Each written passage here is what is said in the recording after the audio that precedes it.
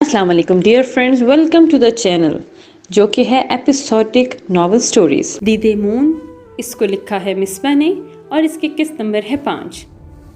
کیسی آوازیں آ رہی ہیں اس وقت؟ رات کی کسی پہر کافی ساری آوازیں سنتے ہوئے مون کی آنکھ کھلی تو وہ چہرے سے بلینکٹ ہٹاتے ہوئے غصے سے بڑبڑایا۔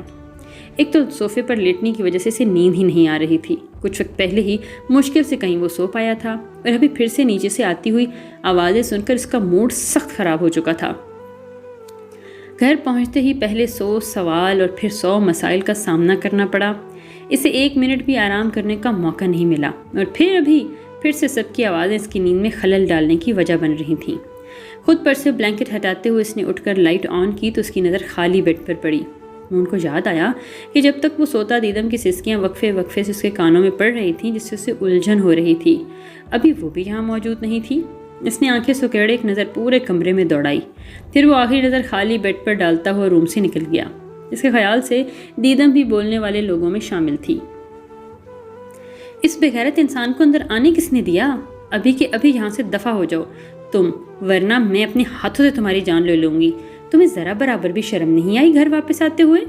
ناہید بھی ہال سے آتی ہوئی آوازیں سن کر اپنے روم سے باہر آئیں تو شاذر کو وہاں دیکھ کر ان کا پارا ہائی ہو گیا اور آتے ہی اس کی چوٹوں کو دیکھے بغیر سے سخت سنانے لگیں۔ ان کے خطرناک تیوروں کو دیکھ کر لگ رہا تھا کہ وہ بھی شاذر کی جان لینے سے بھی گریز نہیں کریں گی۔ ماما، آئی ایم سو سوری، میں نے کچھ بھی جان بوجھ کر نہیں کیا۔ میں گھر ہی آ رہا تو ایکسیڈنٹ ہو گیا، پتہ نہیں بچ کیسے گیا، مر ہی جاتا تو اچھا تھا۔ اب خود بتائیں چاچو، آنٹی، اس میں میرا کیا قصور ہے؟ میں بائک بھی ٹوٹا پھوٹا ورک شاپ میں پڑا ہے، ابھی صدام مجھے اپنی گاڑی میں لے کر آیا ہے۔ ماں کے غصے کا اسے پہلے سے اندازہ تھا، اس لیے اپنی چوٹوں کا بتاتے ہوئے ساتھ میں ایموشنل باتیں کرنے لگا۔ واہ واہ، مطلب کہ ایکسیڈنٹ کے بعد تمہارے پاس اتنی مہلت تھی کہ بائک کو ورک شاپ میں پہنچ جاؤ۔ زبین کی تو اس پر پہلے ہی شک تھا، ابھی بھی وہ طنزیہ لہجے میں سے سوالات کرنے لگیں۔ کچھ بھی تھا، وہ ایک ماں تھیں اور انہیں اپنی اکلوتی بیٹے کی کیفیت کا اندازہ تھا، جس کی وجہ صرف اور صرف شاذر تھا۔ نہیں آنٹی، اس کا بائک تو اس آدمی نے ورک شاپ میں چھوڑا ہے جو شخص شاذر کو ہاسپٹل لے کر گیا تھا۔ میں نے آپ کو بتایا نا کہ شاذر کو کتنی دیر بعد ہوش آیا تھا۔ صدام نے ہکلاتے ہوئے وضاحت دینے کی کوشش کی۔ کیا ہو رہا ہے یہاں؟ اس وقت کیوں اتنا شور ہے؟ آ گئے ہو تم گھر کافی جلدی اور پورے وقت پر؟ مون ہال میں پہنچا تو وہاں ماحول کافی گرم تھا۔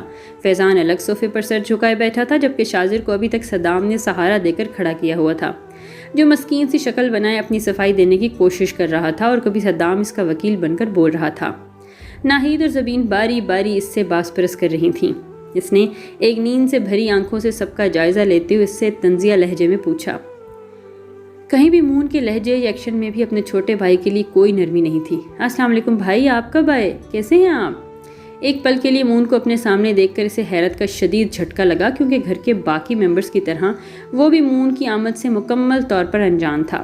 لیکن خود کو کمبوز کرتے وہ لنگڑاتے ہوئے مون کی جانب بڑھا تو وہ بھی آگے بڑھتے ہوئے اس کے ساتھ بغل گیر ہوا۔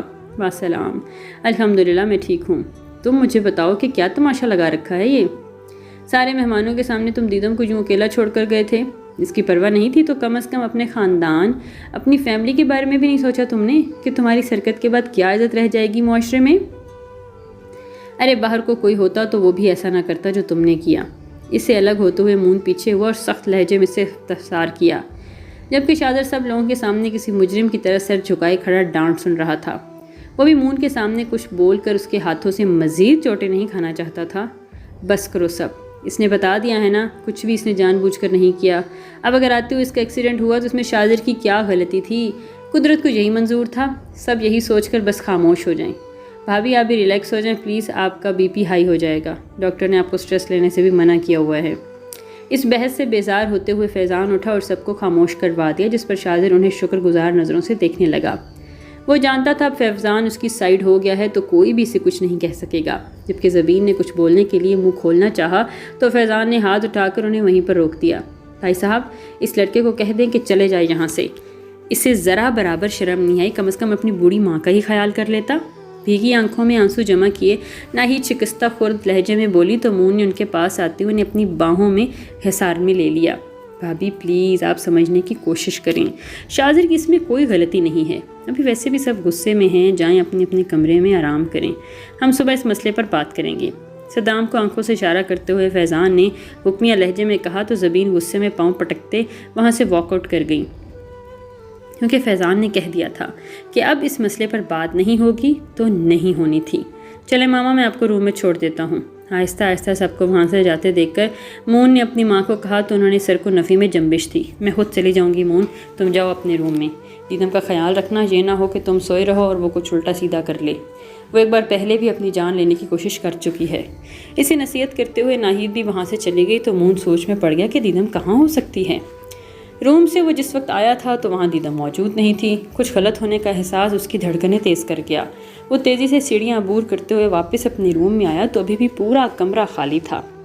اس نے تیز تیز قدم اٹھاتے ہوئے باتھ کا ڈور کھول کر دیکھا تو دیدم وہاں بھی موجود نہیں تھی، نہ ہی ڈریسنگ روم میں، اور اس کا تو نام و نشان نہ تھا۔ مون کی دھڑکن اب صحیح معنوں میں تیز ہو چکی تھی۔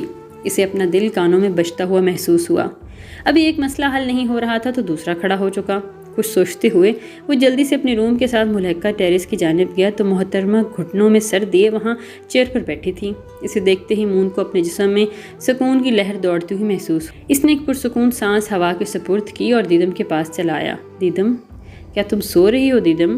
دیدم کے سر پر کھڑے ہو کر وہ اسے پکارنے لگا، لیکن دوسری جانب سے ہمس خاموشی تھی۔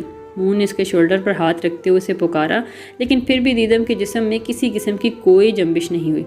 اف، کیا مصیبت ہے! آج ہی میرے ساتھ یہ سب کچھ ہونا تھا، ایک دو دن اور نہ آتا تو کیا ہوتا؟ سوئی ہوئی اب دیدم اپنے بازو میں اٹھاتے ہوئے بڑبڑایا، لیکن دیدم ہمس بالکل خاموش اور بے سدھ تھی۔ جیسے ہی مون نے اسے بیڈ پر لٹایا، غیر ارادن اس کا ہاتھ دیدم کے چہرے کو چھو گیا، جس سے حقیقتاً اس کی جانب مکمل طور پر متوجہ ہو گیا۔